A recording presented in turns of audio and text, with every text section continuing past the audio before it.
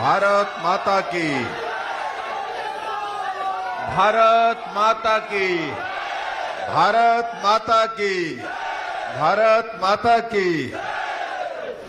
बहुत बहुत धन्यवाद। आज के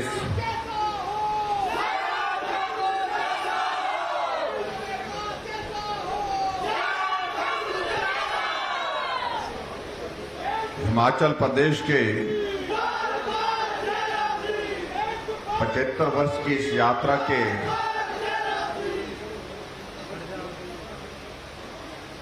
आयोजन में आज के इस कार्यक्रम में हमारे बीच में आपके इस लोकसभा क्षेत्र के लोकप्रिय सांसद,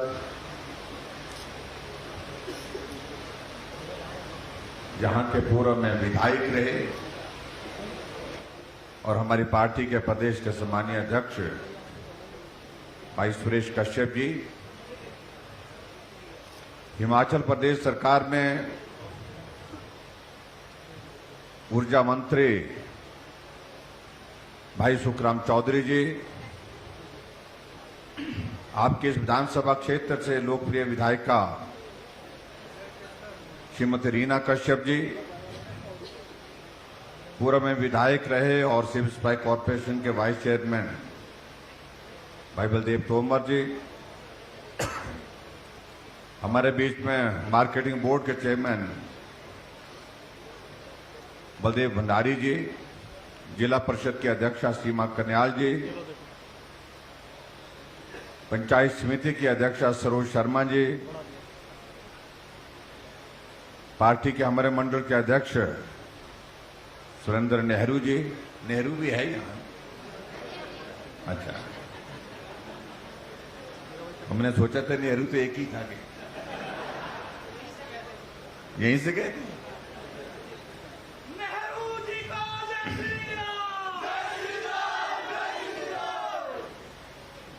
deputy commissioner Sirmaur Ram Kumar Gautam ji, SP Sirmaur Umapati Jamwal जी,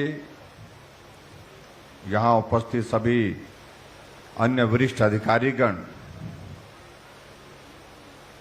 उपस्थित भाइयों बहनों, नौजवान साथी और पत्रकार मित्रों,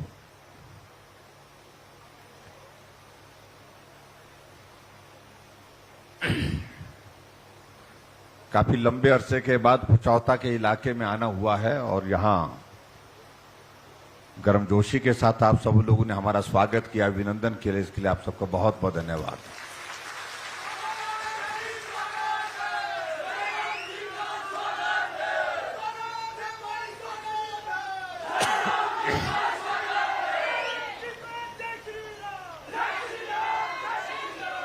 और शायद पिछली बार मैं जब यहां इस क्षेत्र में आया था तो इसी जगह आया था शायद, तब हमने ये भी कहा था कि आपके बीच में फिर से भी आएंगे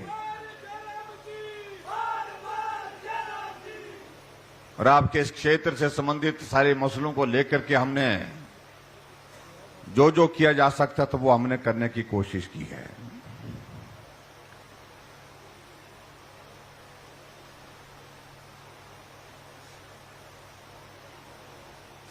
कई दिनों से इस बात को लेकर के भाई सुरेश कश्यप जी, रीना जी दोनों लगे थे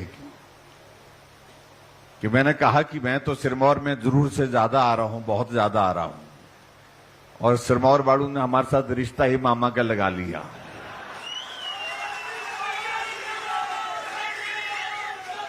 और मामा का रिश्ता तो लगाया लेकिन ये निभाना भी पड़ेगा भाई।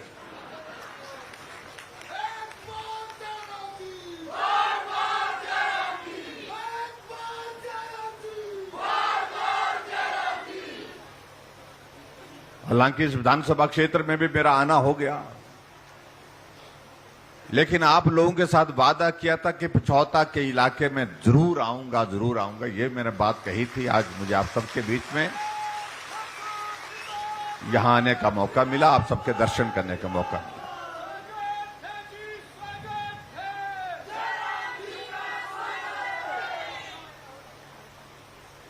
और मैं आप सबका धन्यवाद भी करता हूं। जब मैं यहां पिछली बार आया था उस वक्त दौर चुनावों का चला हुआ था,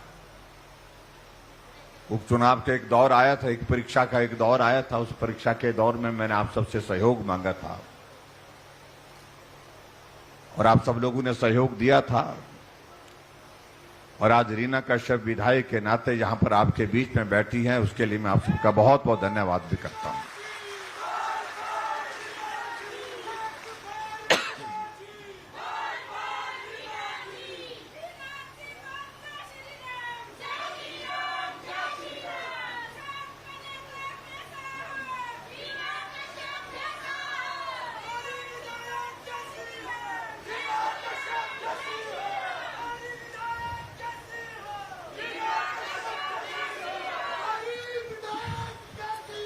और आज मैं यहां पर इस बात को भी देख रहा हूं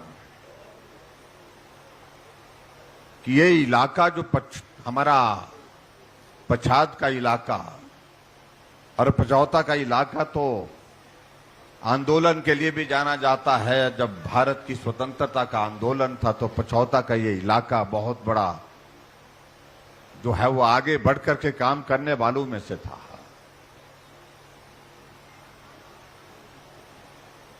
और मैं आज भी बात कर रहा था कि यहां के लोगों ने उस वक्त स्वतंत्रता के आंदोलन में बहुत बढ़ चढ़ करके हिस्सा लिया और इसलिए आज भी हम अगर जिक्र करते हैं, स्वतंत्रता का जिक्र करते हैं, तो हिमाचल प्रदेश में जहां जहां आंदोलन हुए थे उस वक्त उसमें पचौता का भी उस आंदोलन का जिक्र सदैव होता है। ये भी हमारे लिए एक ऐतिहासिक घटना है। रास्ते में मुझे कहा जा रहा था कि यहां के लोगों की तासीर वैसी ही है जैसे स्वतंत्रता के आंदोलन के लिए थी। मैंने कहा इलाका तो बड़ा शांत लगता है, इलाका तो ऐसा लगता है कि गांव का है, पहाड़ का है। तो कह रहे थे हमारे साथी, बोलता पहाड़ी है लेकिन उसके बावजूद वे अपनी बात पर अड़ जाते हैं तो पहाड़ की तरह ही अड़ जाते हैं, बोलते फिर। ये कुछ इलाकों की विशेषता होती है।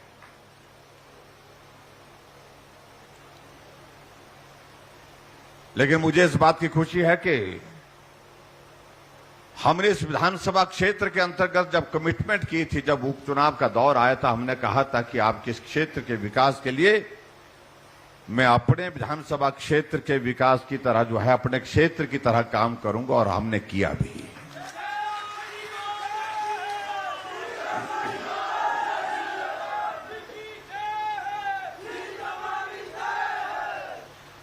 एसडीएम का दफ्तर आपको मिला, पीडब्ल्यूडी का डिवीजन आपको मिला, आईपीएच का डिवीजन आपको मिला, इलेक्ट्रिसिटी बोर्ड का आपको डिवीजन मिला, बीएमओ का ऑफिस मिला।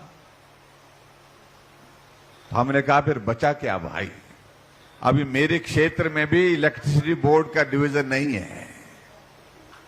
उसकी प्रक्रिया चली है, लोगों ने कहा कि होना चाहिए, लेकिन आपके यहां पर पीडब्ल्यूडी का, इलेक्ट्रिसिटी बोर्ड का, आईपीएच का तीनों डिवीजन भी हो गए। स्वास्थ्य संस्थान जहां जहां बोले आप लोगों ने वहां खोले गए।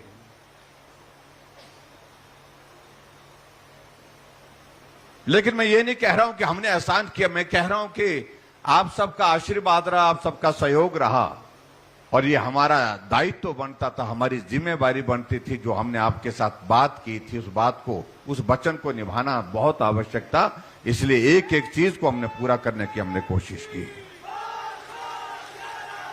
और मैं यहां आज भी देख रहा हूं, आज भी अगर आपके इस विधानसभा क्षेत्र में यहां पर आया हूं तो 9 शिलान्यास के कार्यक्रम यहां पर हमारे साथ में मेरी बाईं तरफ शिला पट्टिकाएं लगी हैं और जिसमें 91 करोड़ रुपए के शिलान्यास आपके इस विधानसभा क्षेत्र में आज हमने समर्पित किए।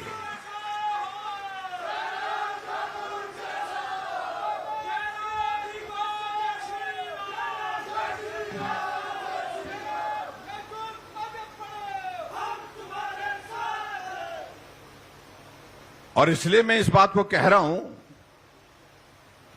हमारा 5 वर्ष का कार्यकाल पूरा होने जा रहा है, लेकिन उसके बावजूद भी इस क्षेत्र के विकास के लिए मील के पत्थर गढ़ के जा रहे हैं, जो आने वाले समय पीढ़ियां याद करेंगी। इस क्षेत्र में विकास हुआ तो भारतीय जनता पार्टी की सरकार थी।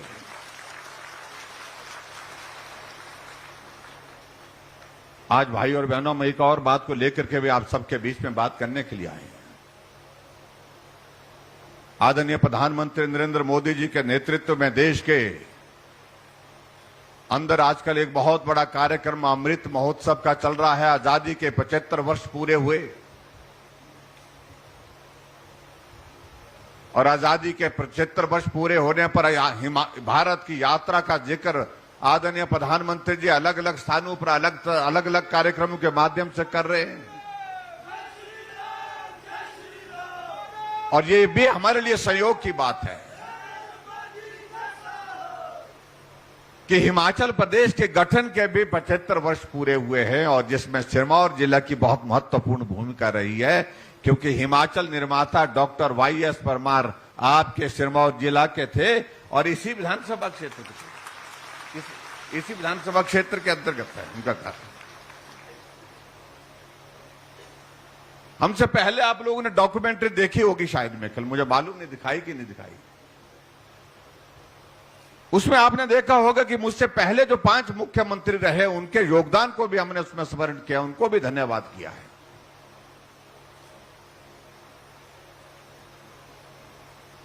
लेकिन मैं सही मायने में अगर मानता हूं, अगर किसी का धन्यवाद आज के इस दौर में 75 वर्ष के हिमाचल प्रदेश की इस यात्रा में करना है, तो हिमाचल प्रदेश के सभी भाई बहनों का करना है, उन मेहनतकश लोगों का करना है जिन लोगों ने अपने जीवन को कठिनाई में डाल करके हिमाचल को आगे बढ़ाने में सहयोग दिया है। ये श्रेय उन सब भाई बहनों को जाता है।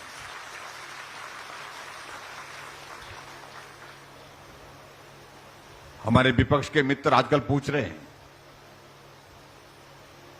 कि मुख्यमंत्री जी जा रहे हैं, तो मैंने कहा क्या करूं कि ना जाऊं। मुख्यमंत्री जी बड़े बड़े तंबू लगा रहे हैं। मैंने कहा बरसात का मौसम है भाई, बारिश से लोगों को बचाना ये हमारा जिम्मा बनता है।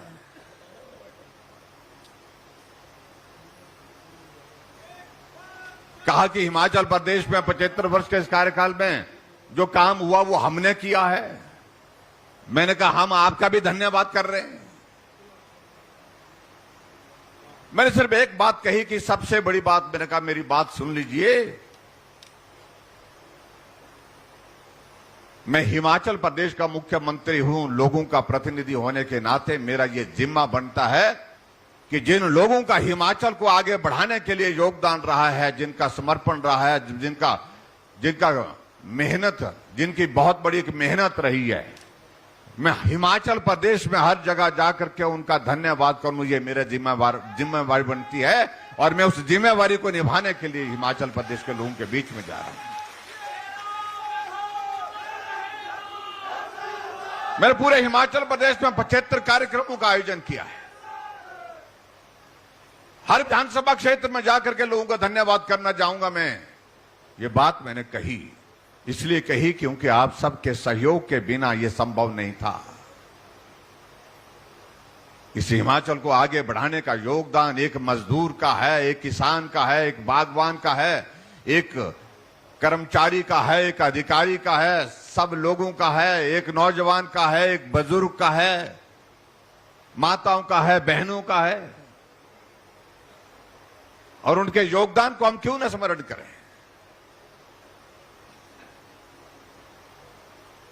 आप कल्पना करिए, जब हिमाचल प्रदेश का गठन हुआ था तो उस वक्त हिमाचल प्रदेश में मात्र 288 किलोमीटर सड़कें थी। आज 40,000 किलोमीटर सड़कें हिमाचल प्रदेश में।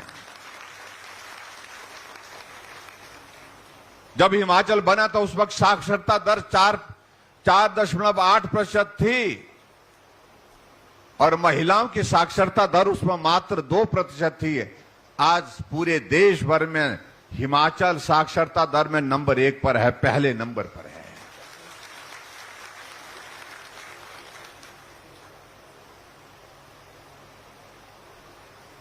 और यहां पर प्रदर्शनी लगी, उस प्रदर्शनी में अगर आप एक झलक देखें, मेरा आप सबसे निवेदन है उस प्रदर्शनी को देख करके जाइए। हिमाचल तब और हिमाचल अब।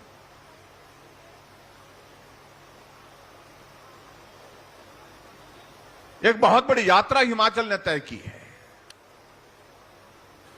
अगर मैं सड़कों का जिक्र कर रहा हूं तो मैं सड़कों का जिक्र करते हुए इस बात को मैं जरूर कहना चाहूंगा कि अगर आज गांव गांव में सड़कें पहुंची, सड़कें पहुंच करके पक्की हो गई, लोगों का पीठ का बोझ उतर करके जो है उतार करके फेंक दिया गया, उसमें सबसे बड़ा योगदान पूर्व में जो प्रधानमंत्री रहे अटल बिहारी वाजपेयी, उनका योगदान रहा है सबसे ज्यादा।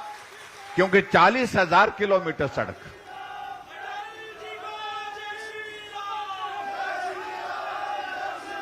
चालीस 40,000 किलोमीटर सड़क जो आज हिमाचल प्रदेश में है, उसमें 20,000 किलोमीटर से ज्यादा सड़क वो सड़क है जिस सड़क को अटल जी ने शुरू किया, जिसका नाम प्रधानमंत्री ग्राम सड़क योजना बोलते हैं।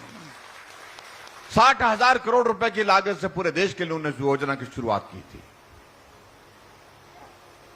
क्योंकि गांव की जिंदगी को उन्होंने बहुत करीबी से देखा था।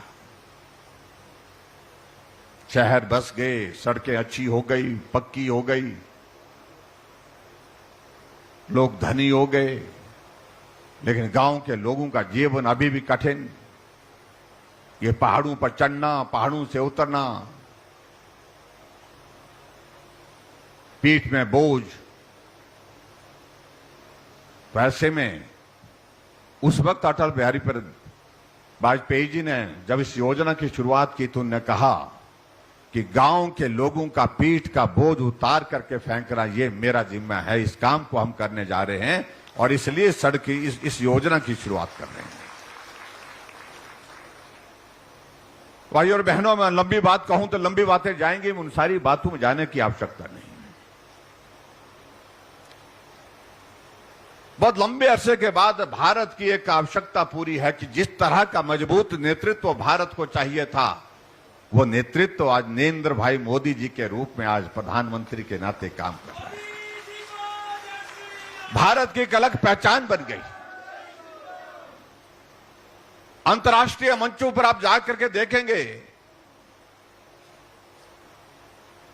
कि एक दौर ऐसा था कि अंतर्राष्ट्रीय मंच पर भारत कहां खड़ा है इसको ढूंढना पड़ता था, लेकिन आज अंतर्राष्ट्रीय मंच पर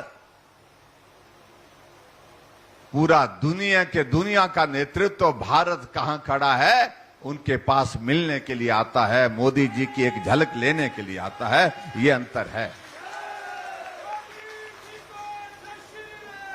और ऐसे नेतृत्व को हमको मजबूत करना भाई, एक ऐसा नेतृत्व जिनका हिमाचल के साथ एक ऐसा रिश्ता है, भावनात्मक रिश्ता जिसको मैं कह सकता हूं। अभी मोदी जी हिमाचल प्रदेश में आए, 8 साल का कार्यकाल पूरा होने पर शिमला के रिज के मैदान में, लेकिन आपने ये भी देखा होगा रिज के मैदान से पहले जब माल रोड पर पहुंचे तो माल रोड पे गाड़ी छोड़ करके पैदल वो माल रोड के एक कोने से दूसरे कोने तक पहुंचे।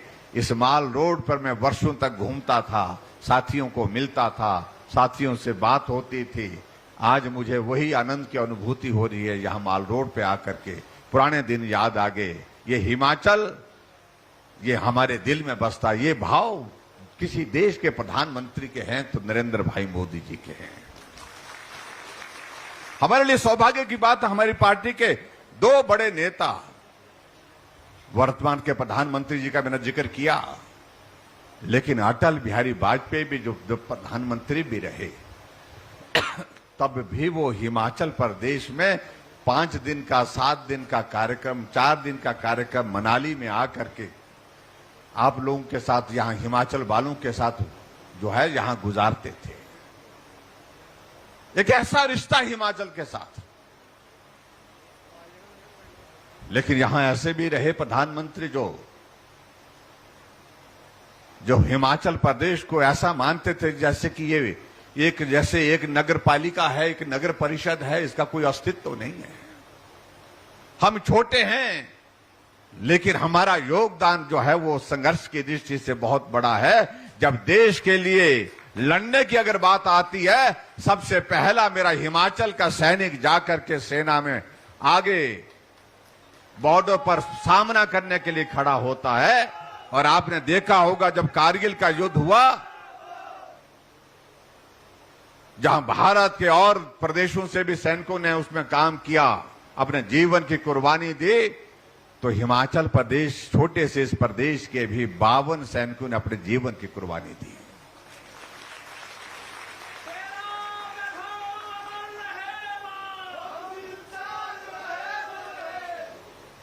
अब जहां तक भाई और बहनों हिमाचल प्रदेश की अगर बात आती है,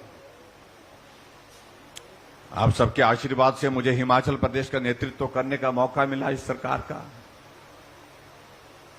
आदरणीय प्रधानमंत्री, गृह मंत्री, पार्टी के हमारे राष्ट्रीय अध्यक्ष जगत प्रकाश नड्डा जी, सब लोगों का आशीर्वाद रहा और हिमाचल प्रदेश की जनता का भी बहुत बड़ा आशीर्वाद रहा। मैं एक साधारण परिवार से, मेरी कोई पृष्ठभूमि राजनीतिक नहीं है, ना कोई आर्थिक दृष्टि से ऐसी पृष्ठभूमि है कि मैं ऐसी जगह पहुंच सकता था।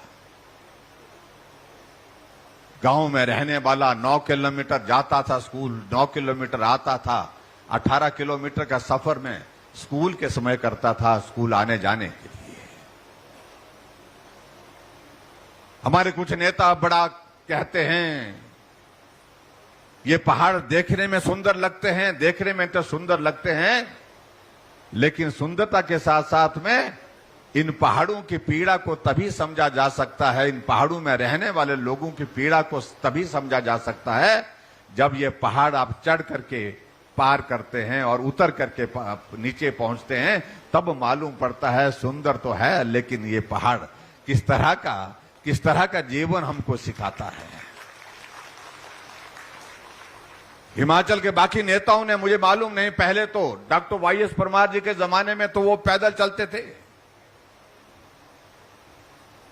लेकिन मैं इस बात को मैं जरूर कहना चाहता हूं कि हिमाचल प्रदेश में सबसे ज्यादा अगर ये पहाड़ चढ़े और उतरे हैं, मैं दावे के साथ कह सकता हूं कि हमसे ज्यादा किसी ने नहीं चढ़े हैं, किसी ने नहीं उतरे हैं। उसकी वजह मैं बता रहा हूं, क्योंकि हमारा इलाका ऐसा था।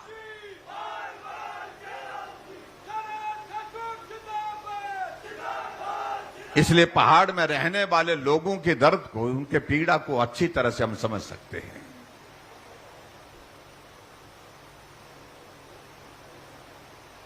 भाई और बहनों, 5.25 वर्ष का कार्यकाल पूरा हो गया। पिछले कल से हमारा 9वां महीना भी चल पड़ा और इस महीने के बाद अगले महीने संभावना है चुनाव आचार संहिता भी लग जाएगी।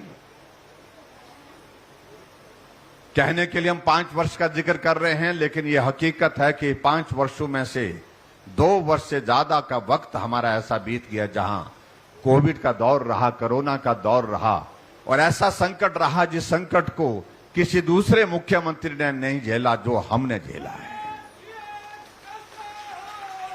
आप कल्पना करिए, एक ऐसा दौर हमारे सामने आ गया जब मालूम नहीं पड़ रहा था हमको क्या करना चाहिए। घर में बुजुर्ग हैं, उनके जीवन को बहुत बड़ा संकट हो गया। घर में अगर वो संक्रमित हो गए तो उसके बाद उनके जीवन को बचाने के लिए बहुत बड़ा कठिन कार्य था। बाहर जाने की मनाही, जाकर के अगर हम कोशिश करते हैं तो फिर वहां पर संकट इसी बात को लेकर के रहता था, मालूम नहीं कहां से बीमारी साथ चल पड़ेगी। लेकिन भाई और बहनों, मैं आप सबका धन्यवाद करना चाहूंगा कि उस संकट में आप सब लोगों ने बहुत हिम्मत के साथ हमको जो है आगे बढ़ने के लिए सहयोग दिया। उसके लिए मैं आपका जीवन भर आभारी हूं। और आज हम इस बात को लेकर के कह सकते हैं, अगर हजारों की संख्या में यहां पर इकट्ठा होकर के इस कार्यक्रम में हम बैठे हैं तो ये श्रेय जाता है हमारे देश के यशस्वी प्रधानमंत्री नरेंद्र भाई मोदी जी को। सबको वैक्सीन का टीका लग गया, पहली डोज भी लग गई, दूसरी डोज भी लग गई और तीसरी डोज भी आजकल जो बूस्टर डोज वो भी लग रही है।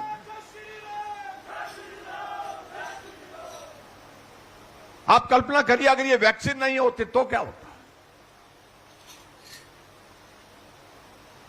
भारत के साइंटिस्ट से आदरणीय प्रधानमंत्री जी ने आग्रह किया कि हम भारत के लोग अपनी वैक्सीन बना करके तैयार करें और अपनी वैक्सीन से अपने लोगों के जीवन की रक्षा करने के लिए आगे बढ़े। और साइंटिस्ट ने बहुत परिश्रम किया, मेहनत की और उसके बाद वैक्सीन बन करके तैयार हुई। लेकिन यह भी सच है कि जब वैक्सीन बन करके तैयार हुई उस वक्त जब लगाने के दौर आया तो कहने लगे हमारे विपक्ष के लोग, मत लगाओ, बहुत फर्क पड़ेगा, इससे रिएक्शन हो जाएगा, साइड इफेक्ट हो जाएगा। कई तरह की बातें कही, किडनी पर इसका बुरा असर पड़ेगा, आंखों पर बुरा असर पड़ेगा, जैसे कि वही साइंटिस्ट है, वही डॉक्टर थे।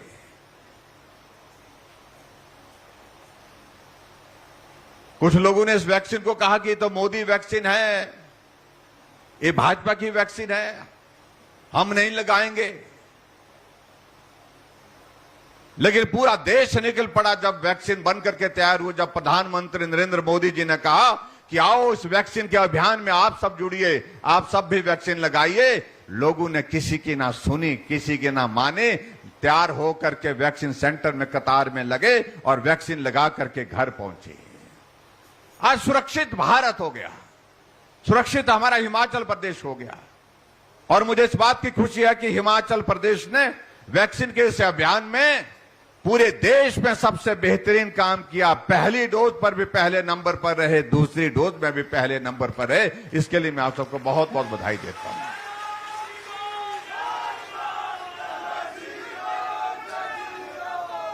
अगर संकट का हम जिक्र करें, ये संकट बहुत बड़ा संकट था। भारत के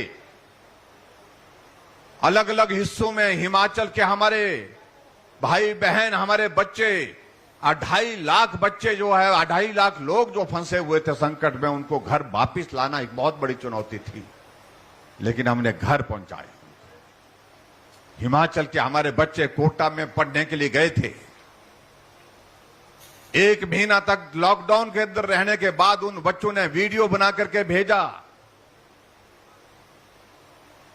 और मुझे कहा कि किसी तरह से हमको घर तक पहुंचाने का इंतजाम करो।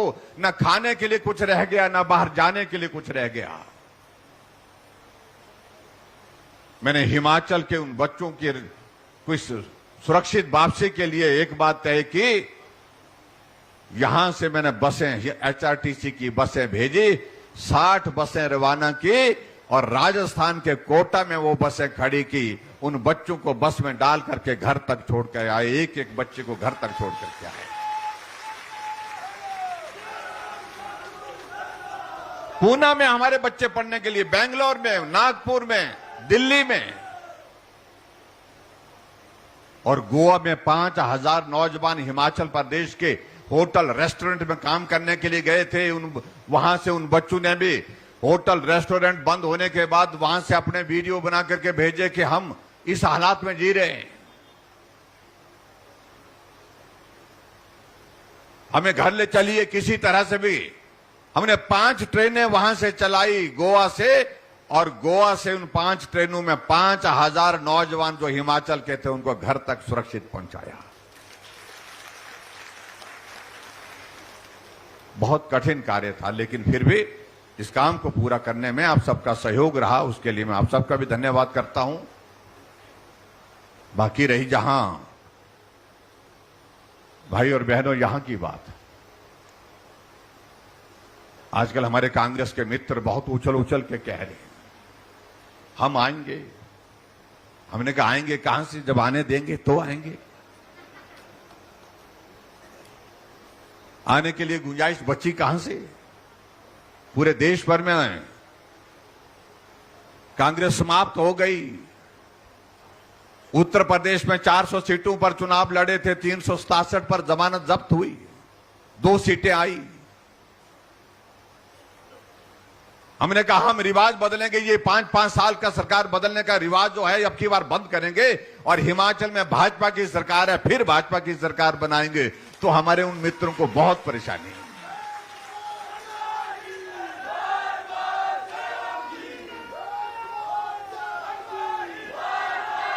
और हमने कहा उनको, हमने कहा ये रिवाज की बात तो हम तो कह रहे हैं, लेकिन पूरे देश ने तो रिवाज बदल डाला है। हमारे सामने जहां उत्तराखंड सिरमौर के साथ लगता है, 5 वर्ष भाजपा की सरकार चली और 5 वर्ष भाजपा की सरकार के बाद फिर जब चुनाव हुआ तो पहली बार कोई सरकार 5 वर्ष का कार्यकाल पूरा होने के बाद फिर सत्ता में आई, यानी कि रिवाज बदल दिया। उत्तराखंड वालों ने भाजपा की सरकार फिर सत्ता में लाई। उत्तर प्रदेश में चुनाव हुआ, पिछले 37 वर्षों से हर बार सरकार बदल जाती थी, 5 वर्षों के बाद सरकार बदल जाती थी, लेकिन अब की बार रिवाज बदला। योगी जी थे, योगी जी फिर से मुख्यमंत्री उत्तर प्रदेश के बन गए। मणिपुर में, गोवा में फिर भाजपा की सरकार बनी। हमने कहा जब पूरे देश में रिवाज बदल रहा है तो आप क्यों नहीं मानते कि हिमाचल में क्यों नहीं बदलना है? तो हिमाचल में भी बदलना है भाई, यही हम आप सबके बीच में कहने के लिए आए हैं। और अब की बारी हिमाचल प्रदेश की है रिवाज बदलने की। हिमाचल के साथ गुजरात का इलेक्शन है और गुजरात में तो पिछले 25 सालों से रिवाज बदल करके रखा है। लगातार 5वीं बार वहां पर जो है गुजरात में भारतीय जनता पार्टी की सरकार वहां पर सत्ता में चल रही है और अब की बार फिर से सत्ता में आने वाली है, बहुत प्रचंड बहुमत के साथ आने वाली है। लेकिन हिमाचल प्रदेश में इस रिवाज को बदलने के लिए आप सबसे निवेदन करने के लिए हम आए हैं। आज हिमाचल की जरूरत है कि हम मजबूत नेतृत्व के साथ चले। आज हिमाचल की जरूरत है हम मजबूत नेतृत्व नरेंद्र भाई मोदी जी के हाथों को उनको और मजबूत करें।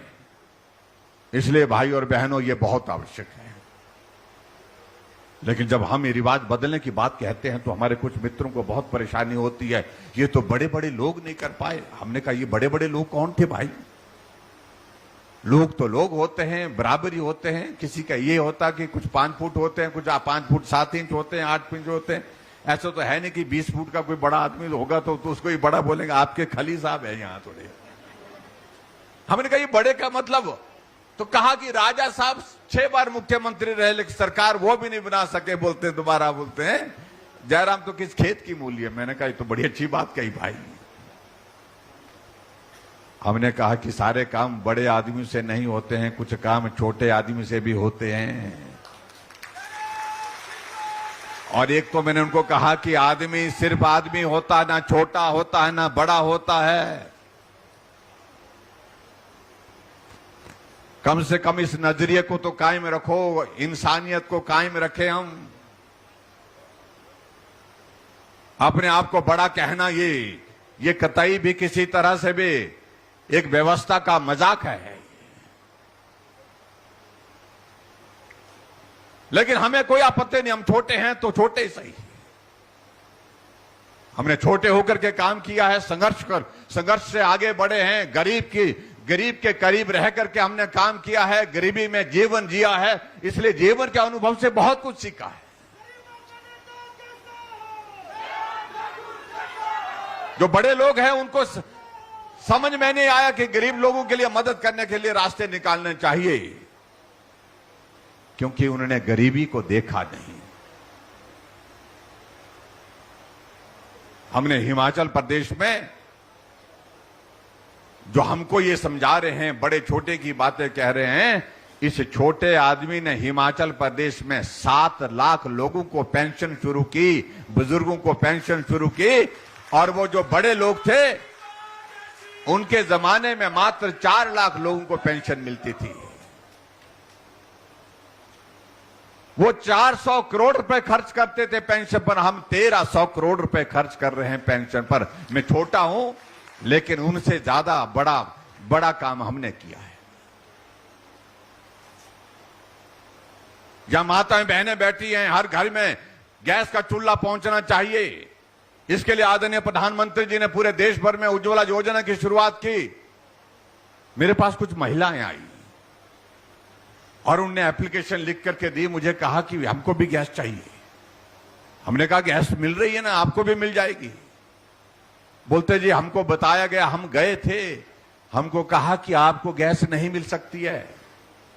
मैंने कहा आपके घर में गैस होगी? बोलते नहीं, घर में भी नहीं है, हम बहुत गरीब हैं। फिर मैंने अधिकारियों को कहा कि ये कौन लोग ऐसे जिनके घरों में गैस नहीं है, तो मालूम पड़ा कि उज्ज्वला योजना के अंतर्गत 1,37,000 कवर हिमाचल प्रदेश में परिवार कवर हुए, लेकिन बहुत सारे लोग ऐसे रह गए जो उस क्राइटेरिया में नहीं आ पा रहे थे कि 2011 की जो हमारी जनगणना की उसके आधार पर जो पैरामीटर बनाए गए थे, जो नियम बनाए गए थे, उसमें कवर नहीं हो पा रहे थे। मैंने अधिकारियों को कहा अगर सबको गैस देनी हो तो क्या करना पड़ेगा? बोलता जी ये तो बहुत मुश्किल काम है। हमने कहा मुश्किल क्या है? बोलता बहुत पैसा लगेगा। हमने कहा जितना भी लगेगा, हम ये चाहते हैं कि हर घर में, गरीब से गरीब घर में भी गैस का चूल्हा पहुंचना चाहिए। आप इसकी योजना बनाइए। तो हमने हिमाचल प्रदेश में गृहिणी सुविधा योजना की शुरुआत की। एक भी घर नहीं छोड़ा हिमाचल प्रदेश में गैस के चूल्हे के बिना, हर घर में गैस का चूल्हा पहुंचाया। ये बड़े लोग नहीं कर पाए, जो अपने आप को बड़ा कहते हैं, बड़े बड़े लोग कहते हैं, वो नहीं कर पाए। लेकिन एक छोटे आदमी ने उस गरीब महिला की, उस माता की, उस बहन की पीड़ा को समझा। इसलिए हमने कहा कि इस काम को हम करके दिखाएंगे। कोई गरीब आदमी बीमार हो जाता था, गरीब आदमी के इलाज के लिए आज तक कोई योजना नहीं थी हिमाचल प्रदेश में। गरीब आदमी अगर बीमार हो जाता है तो क्या करता था? अपने रिश्तेदारों से कर्ज लेता था, उधार लेता था इलाज करने के लिए, उस दर्द को खत्म करने के लिए, उस दर्द से निजात पाने के लिए। अपनी जगह जमीन गिरवी रखने की स्थिति हो जाती थी उसकी। जब हमारी सरकार बनी, मैंने कहा गरीब आदमी के इलाज के लिए हमको सोचना चाहिए, हम क्या योजना बना सकते हैं। कहा कि बहुत मुश्किल है, बहुत पैसा खर्च होगा इस पर। हमने कहा आदमी की जिंदगी से कीमती कोई चीज नहीं है, और इसलिए हमने कहा कि हर हालत में योजना बनानी है।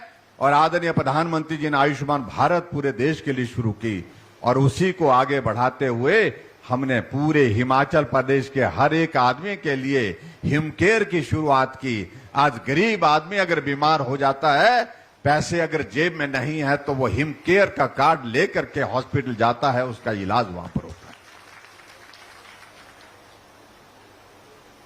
बड़े बड़े लोग नहीं कर पाए,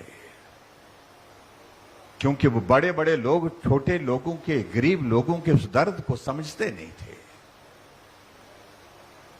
क्योंकि जब खुद बीमार हो जाते होंगे बड़े लोग, उनके लिए तो सारी व्यवस्थाएं खड़ी है वहां पर। बड़े लोगों के पास पैसा होता, पैसा हो करके अपना इलाज कर लेंगे, बड़े से बड़े हॉस्पिटल में करेंगे, एक नहीं तो दूसरा, दूसरे नहीं तो तीसरा। लेकिन गरीब कहां जाएगा? इसलिए हमने इस प्रकार से हमने काम करने की शुरुआत की। और आगे बढ़कर के हमने ये भी किया, जो हमारा ऐसा बीमार आदमी है, किसी कारण से ऐसा बीमार हो गया, ऐसी बीमारी लग गई कि वो उठ नहीं सकता, चल नहीं सकता, अपना काम भी खुद नहीं कर सकता है, उसके लिए एक नई योजना हमने शुरू की, सहारा योजना। 20,000 ऐसे लोग हिमाचल प्रदेश में रजिस्टर हुए, जिनको सहारा योजना के अंतर्गत हम हर महीने के 3,000 रुपए उनके खाते में डाल करके उनकी मदद कर रहे हैं, क्योंकि वो बिस्तर पर है, जिंदा है, चल नहीं सकते, अपना काम नहीं कर सकते। इस पीड़ा को बड़े लोग नहीं समझ पाए। लंबे समय तक सत्ता में रहने का मतलब यह नहीं होता है कि उनका अनुभव लंबा हो सकता है, लेकिन उसके बावजूद ये जो छोटे छोटे जो काम करने, जो मानवीय दृष्टिकोण के साथ काम करने के थे, ये काम उनके लंबे समय रहने के बावजूद में क्यों नहीं, ये प्रश्न खड़ा करता है उनके कामकाज की शैली पर।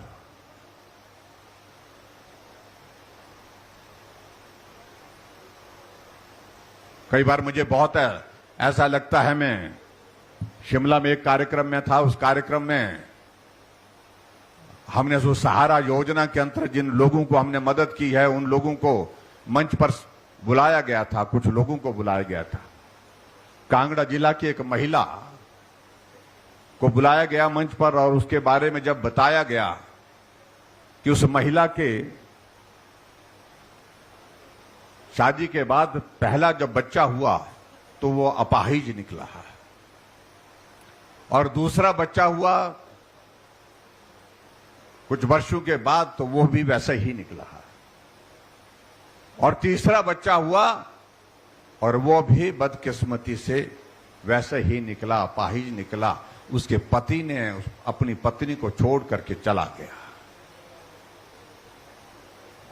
और उस महिला के सामने ये प्रश्न खड़ा हो गया कि मैं अब इन बच्चों को पालूं या खुद अपने आप जो है वो कैसे करूं मैं। कई बार ऐसा भी उसने कहा कि मुझे ऐसा भी लगा कि मुझे इन बच्चों के साथ अपनी जिंदगी समाप्त करनी चाहिए। लेकिन वक्त गुजरता गया, किसी ने उनको बताया कि अभी एक योजना आई है, उस योजना के अंतर्गत आपको कुछ मदद हो सकती है और उस मदद के लिए उसने कागज पत्र भरे, सहारा योजना के फॉर्म भरे और उसके तीनों बच्चों को उसमें कवर किया गया। तीनों बच्चों को 3-3 हजार रुपए उनको लगा, 9 हजार रुपए उसके खाते में आया और तब जाकर के जिंदगी जीने का हौसला आया बोलते। आज वो महिला उन 3 बच्चों को अपने उसी सहारा योजना के अंतर्गत जो पैसा मिल रहा है उससे उनको पालन पोषण कर रही है, उनकी जिंदगी को बिता रही है। लेकिन बड़े बड़े लोग इन सारी चीजों को नहीं कर पाए। वो बड़े थे लेकिन बहुत बड़े थे। मैं कांगड़ा जिला की एक कार्यक्रम में गया जहां हमने एक नई योजना चलाई जो बीपीएल परिवार, जो गरीबी की रेखा से हमारी बच्चियां ऐसी हैं जिनकी जब शादी होगी, हमने तय किया उस बेटी की मदद करनी चाहिए, उसके लिए सरकार की ओर से कुछ सहयोग होना चाहिए। तो हमने शगुन योजना की शुरुआत की। हम 31 हजार रुपए शगुन उस बेटी को दे रहे हैं जो बीपीएल परिवार की है जब उसकी शादी होती है। हमें इच्छा हुई कि हमें ऐसे बच्चों से मिले।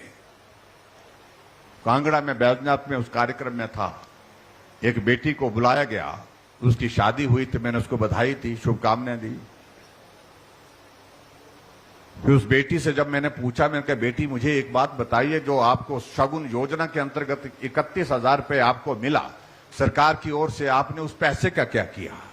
अपने खाते में डाले, अपने बापू के खाते में डाले या अपने पति के खाते में डाले, क्या किया? या खर्च कर दिए? उस बेटी ने कहा कि ना मैंने वो पैसे अपने खाते में डाले, जमा किए, ना मैंने अपने पति के खाते में डाले।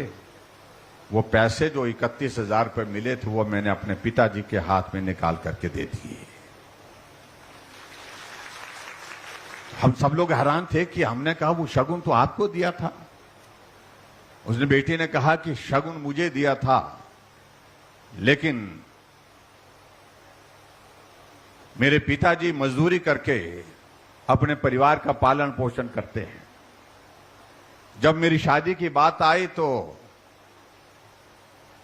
मेरे परिवार वालों की इच्छा थी, पिता की इच्छा थी कि मैं उस दिन अपने रिश्तेदारों को बुलाऊं, अपने गांव वालों को बुलाऊं और बुला करके आपकी विदाई जो है, बेटी की विदाई उनके सामने करूं, उनके आशीर्वाद के साथ करूं। ये सभी पिता मां बाप की एक भावना होती है बेटी की विदाई के लिए। लेकिन गांव वालों को बुला करके और रिश्तेदारों को बुला करके उनके लिए खाने का भी इंतजाम करना था और उसके लिए पिता ने और साथियों से, रिश्तेदारों से मदद ली, सहयोग लिया, यानी कि उधार लिया। मैं सोचने लगी अगर मैं शादी करके दूसरे घर में जा रही हूं तो मेरी जिम्मेवारी तो वहां की बनती है, लेकिन मैं अपने पिता के घर से विदाई लेने के बाद अपने पिता को फिर जो है वो बोझ के नीचे डालूं, ये बेटी के लिए एक बहुत पीड़ा का विषय था। इसलिए मैंने तय किया कि जो 31 हजार रुपए मिले मैंने अपने पिता के हाथ में दे दे। जो आपने उधार लिया है अपने रिश्तेदारों से, गांव वालों से, उसको आप इस पैसे से चुकता करिए। और पिताजी इस बात को लेकर के वहीं खड़े थे। मैं देख रहा था कि उनकी आंखों में आंसू थे। पिता के लिए एक बेटी के भाव क्या हो सकते हैं, आप कल्पना कर सकते हैं। ये सारी चीजें आज से पहले सरकार में बड़े बड़े लोग नहीं कर पाते थे।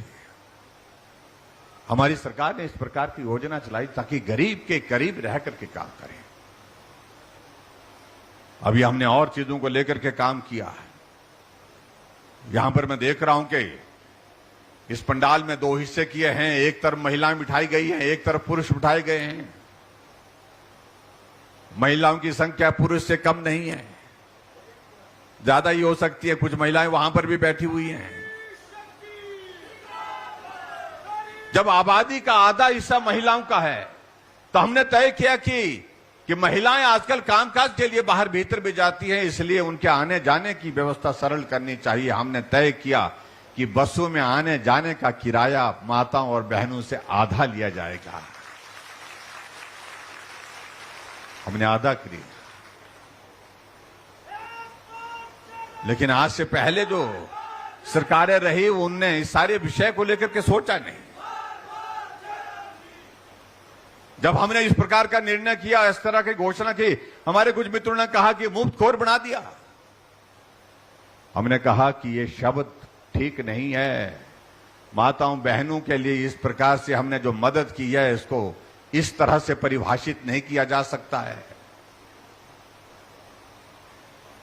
लेकिन विचित्र बात अब हम आजकल देख रहे हैं, आजकल उसी पार्टी के कुछ नेता कह रहे हैं कि हमारी सरकार आएगी तो हम महिलाओं के लिए 18 से 60 साल की महिलाओं के लिए 1500 रुपए हर महीने उनके खाते में डालेंगे। हमने आधा किराया उनका कर दिया। हमें कहा कि मुफ्तखोर बना दिया। और अपने आप क्या करने जा रहे हैं? अब जो बात कह रहे हैं वो होने वाली नहीं है। उनको पूछिए, राजस्थान में उनकी सरकार है, छत्तीसगढ़ में उनकी सरकार है, क्या वहां पर ऐसी स्थिति है कि वहां पर किसी महिला को देने की स्थिति में वो सरकारें बन पा रही है? नहीं बन पा रही है। जिन प्रदेशों में सरकारें हैं उनके उन प्रदेशों में लागू नहीं है, तो यहां किस प्रकार से लागू करेंगे? इन सारी बातों को लेकर के चुनाव के दिनों में ये बातें कहने का मतलब सिर्फ सीधा है कि चुनाव के दिन आ गए, इसलिए गुमराह मत होना। वो कोशिश करेंगे। हमने हिमाचल प्रदेश में हमने तय किया कि जो हमारी बिजली खर्च होती है उसमें मदद का रास्ता निकालेंगे। हमने मदद का रास्ता निकाला। उसमें 125 यूनिट बिजली हमने जो है जीरो बिल के साथ फ्री कर दी हिमाचल प्रदेश में। जुलाई महीने का बिल आया आपको? बिल तो आया होगा, लेकिन कितना आया? जीरो बिल आया। ये कैसे हुआ? ये तब हुआ जब डबल इंजन की सरकार, दिल्ली में नरेंद्र मोदी जी, हिमाचल प्रदेश में फिर भाजपा की सरकार, हमने गरीब लोगों के, मध्यम वर्ग के, हमारे भाई और बहनों के लिए हिमाचल में तय किया कि बिजली का किराया 125 यूनिट तक बिना पैसे के होगा, उसका खर्च हम वहन करेंगे। ये हमने हिमाचल प्रदेश में तय किया, जो आज से पहले कोई सरकार कर नहीं सकी। लेकिन आज वो लोग कह रहे हैं कि हम आएंगे तो 300 यूनिट करेंगे। भाई और बहनों, वो कह रहे हैं हम करेंगे, और हम कर करके जो आपको दे चुके हैं, इस बात को समझने की आवश्यकता है। इसलिए बहुत सारी चीजों का जिक्र करेंगे तो बहुत लंबा विषय जाएगा। मैं बहुत लंबी बात नहीं कहना चाहूंगा।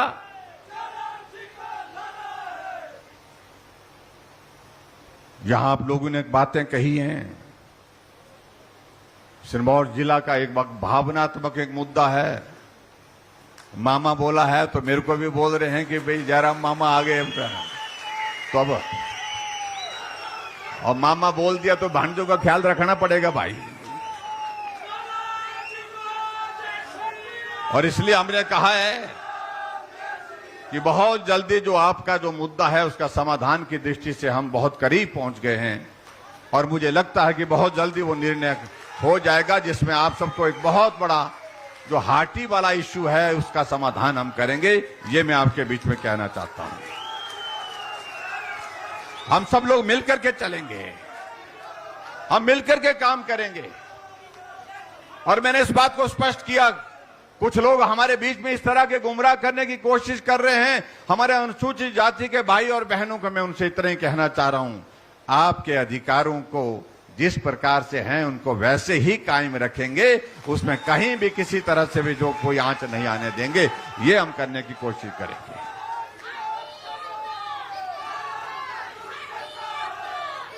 बाकी सारी बातें आपने यहां पर कह दी हैं। मैं 3-4 चीजों को लेकर के सिर्फ हालांकि हमने तय किया कि हिमाचल प्रदेश में इन सारे कार्यक्रमों में हम कहीं भी कोई घोषणा नहीं करेंगे। यहां भी हम घोषणा इस प्रकार से नहीं कर रहे हैं, लेकिन मुझे कहा गया है कि आप बात करके रख दो। हमने कहा बात करके रख देंगे, लेकिन हम उसका रास्ता निकालेंगे। जो हमारे पार्टी के अध्यक्ष जी हैं, अब सुरेश कश्यप जी ये अध्यक्ष बन गए हैं, और अध्यक्ष बनने का मतलब है कि 68 टिकट इन्हें तय करने हैं, मेरा टिकट भी इन्हें तय करना है।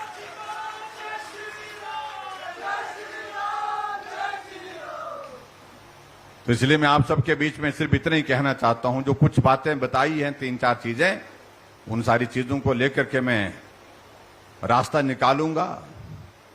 आपके यहां पर एक मांग जो आई है, विशेष तौर से मैं देख रहा था कि उसमें काम तो कठिन है, वो उतना सरल नहीं है। आप कोटि पदों के लिए वहां पर कह रहे हैं कि यहां पर सब तहसील बननी चाहिए, लेकिन पटवार सर्कल में देख रहा हूं इसमें मात्र सिर्फ 3 है। ये सब तहसील जो रासू मंदिर, ये और एक ही बात है, ये एक ही बात है ये। लेकिन सब तहसील में पटवार सर्कल कम से कम 10 तो होने चाहिए, लेकिन अभी 3 ही है बता रहे हैं। मैंने डिप्टी कमिश्नर महोदय से बात की है, तो इसका क्या रास्ता निकलता है, कितनी पॉपुलेशन इसकी बनती है, उन सारी चीजों का मुझे पूरा डिटेल बना करके भेजिए। आप प्रपोजल बना करके भेजिए, और डिस्टेंस के हिसाब से कितनी दूरी बनती है, उन सारे मापदंड को देखने के बाद जो है आपके लिए सब तहसील को बनाने का रास्ता हम आगे बनाएंगे। ये मैं आपके बीच में कहना चाहता हूं। आपके यहां पर इसका रास्ता बना करके आगे बढ़ेंगे। और एक ऊपर कहा, जहां अभी हम हेलीपैड पे उतरे हैं, गवर्नमेंट प्राइमरी स्कूल है वहां पर, लेऊ कुफर ऐसा करके बताया गया, और वहां पर कहा गया कि भाई वो स्कूल जो है बहुत पुराना स्कूल है, उसमें उसको कम से कम मिडिल स्कूल करना चाहिए। तो उसको, हाँ जी, नहीं हाई मिडिल है वो, हाँ ना, मिडिल है ना वो, नहीं क्या प्राइमरी है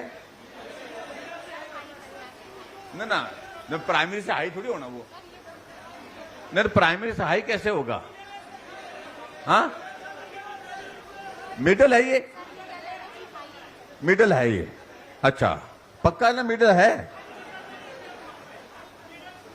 मिडिल स्कूल है, सच बोल रहे हैं ये? तो इस मिडिल स्कूल को हाई स्कूल कर देंगे, ये भी मैं आपके बीच में कहना चाहता हूं। और एक चीज और जो कही गई है, मैं बाकी और घोषणाएं जो है वो मैं सारी बैठ करके निकालूंगा रास्ता। एक बात कही गई है, जो नारक का इलाका है, उस नारक के इलाके में बताया गया है कि कॉलेज के लिए काफी डिस्टेंस पड़ता है, और सारी उसकी रिपोर्ट के लिए मैंने डिप्टी कमिश्नर को कहा है कि आप उसकी रिपोर्ट बना करके दें, डिस्टेंस कितना पड़ता है, स्टूडेंट कितने हो सकते हैं, ये रिपोर्ट ठीक आनी चाहिए। और ठीक रिपोर्ट आती है तो डिग्री कॉलेज नारक भी आपको बना करके दे देंगे, ये मैं आपके बीच में कहना चाहता हूं। और इसी तरह से एक ये पीएससी बताई गई है, पीएससी कौन सी वाली, ये वाली है, ये वाली जरूरी कौन सी, बहुत सारी लिख रखी थी, नहीं एक करनी है, ये वाली एक पीएससी डिब्बर कहां पर आई है? आया कोई आदमी? 2 आदमी आए, कोई 3 आदमी, तो डिब्बर वाला आए नहीं तो कह देंगे यहां पर, ये जबरदस्ती हाथ खड़े कर रहे हैं आप लोग, देख ला, मैं देख लिया, डिब्बर से कोई नहीं आया, इसलिए सोचेंगे इसके बारे में भाई। अब मुझे मालूम नहीं कितना दूरी है, कितना क्या है, उस सारी चीज को लेकर के ये पीएससी एक जो बताई गई है, इसको भी हम बनाएंगे, ये भी मैं आपके बीच में कहना चाहता हूं। और इसके साथ साथ में बाकी कुछ और भी चीजें इन्होंने बता करके लिख करके दी है, मेरे पास दी हैं, और उन सारी चीजों को लेकर के मैं आपके बीच में यही कहना चाह रहा हूं। एक ये बीपी ऑफिस की बात कही है, जो सनोरा में, तो सनोरा में बीपी ऑफिस की क्या जरूरत है? उससे कोई बड़ा काम नहीं होता है, तो बीपी ऑफिस का इसके भी प्रपोजल बना करके जल्दी से भेज दें एजुकेशन डिपार्टमेंट वाले, डिप्टी कमिश्नर को ही मैं कहूंगा, ताकि इसको भी हम आगे परस्यू कर सके। और ऐसे में बहुत सारी चीजों को लेकर के एक स्कूल और बताया गया है, यहां पर बताया गया है कि एक कौन सा है, गवर्नमेंट प्राइमरी स्कूल जोला फागू, इसको मिडिल स्कूल करने की भी मैं घोषणा करता हूं। तो यहां पर हमने, हाँ जी, नहीं, बाकी को मैंने कहा, बाकी जो जितनी इन्होंने लंबी सूची दे रखी है, देखियो इन्होंने बड़ा षड्यंत्र किया है सारा। अब अध्यक्ष जी का इलाका रहा है ये, इन्होंने सारी चीजें मेरे पास दे दी हैं। इसमें ना एक मैं सड़क का जिक्र कर रहा हूं, एक मिनट रुकिए। एक वो जो एक सड़क बताई गई जो ओछ घाट से न्यूरी पुल छैला, इस सड़क का काया आपने कि उसका काम ठीक नहीं हुआ, यही सड़क है। और इसके लिए मैं पीडब्ल्यू डिपार्टमेंट से कहूंगा इसकी रिपोर्ट दे दें। और इस सड़क में अगर वो सड़क पक्की बनी है तो क्वालिटी कॉम्प्रोमाइज नहीं होनी चाहिए। हालांकि ठेकेदार की जिम्मेवारी खत्म नहीं हो, वो 5 साल तक उनको मेंटेन करनी पड़ती है जिसको काम दिया गया है, उस तरह से उसमें कोई गुंजाइश नहीं है। लेकिन अगर काम ठीक नहीं हुआ है तो ठेकेदार से इस बात को सुनिश्चित करें। और उसके लिए पैसा भी हमने काफी दिया। कितना पैसा दिया है? हाँ जी, 85 करोड़ रुपए दिए हैं, 85। हाँ जी,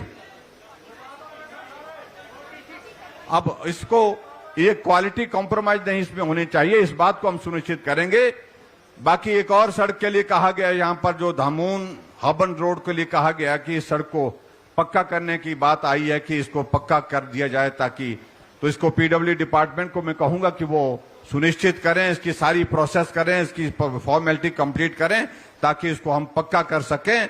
और बाकी सारी चीजें जो मांगे यहां पर दी हैं, जो सूची दी है, उनको मैं अपने अध्यक्ष महोदय जी और रीना कश्यप जी और सब लोगों के साथ यहां पर बैठ करके उसके बारे में चर्चा करके उसका रास्ता निकालूंगा, जो भी रास्ता निकल सकता है।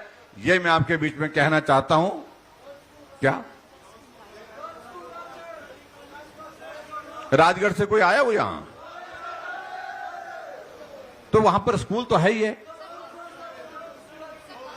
तो को एजुकेशन होगी वहां ना, तो अच्छा कैसे होगा वहां पर? तो कितनी स्ट्रेंथ है वहां पर? यहां महिलाएं तो मांग नहीं कर रही हैं, आप ही कर रहे हैं। अब ये जब बोल रहे हैं तो तभी कर रहे हैं ना आप। चलो न्यू एक जो है वो वहां पर राजगढ़ में गर्ल्स सीनियर सेकेंडरी स्कूल की भी मैं घोषणा करता हूं। तो बहुत बहुत धन्यवाद आप सबसे। आपने जो बोला वो हमने किया है। अब हम आपको एक बात बोल रहे हैं। क्या बोल रहे हैं? कि विधायक यहां से फिर से चाहिए, पार्टी यहां से फिर जीतनी चाहिए। रीना कश्यप जी आप सबके बीच में यहां पर खूब मेहनत कर रहे हैं और अध्यक्ष जी का इलाका है और इस सीट पर शानदार जीत होनी चाहिए, पहले से बड़ी जीत होनी चाहिए। उसके लिए मैं आप सबसे यही निवेदन करना चाहता हूं। अगर हिमाचल में रिवाज बदलना है तो इस विधानसभा क्षेत्र से भी भारतीय जनता पार्टी के विधायक चाहिए। उसके लिए आप सबका आशीर्वाद चाहिए, आप सबका सहयोग चाहिए। और रीना कश्यप जी ने जिस प्रकार से मेहनत की इस क्षेत्र में, आप सबके साथ मिलकर के काम किया है और इस क्षेत्र को आगे बढ़ाने के लिए जो योगदान दिया है, उन सारी बातों को ध्यान में रखते हुए विधानसभा का जब चुनाव आएगा तो पूरा आशीर्वाद भारतीय जनता पार्टी को मिलेगा, ऐसा मुझे पूरा विश्वास है। इसी विश्वास के साथ मैं आप सबका बहुत बहुत धन्यवाद करता हूं। आप इस कार्यक्रम में यहां पर आए, बहुत बहुत धन्यवाद। नमस्कार, जय हिंद, जय हिमाचल।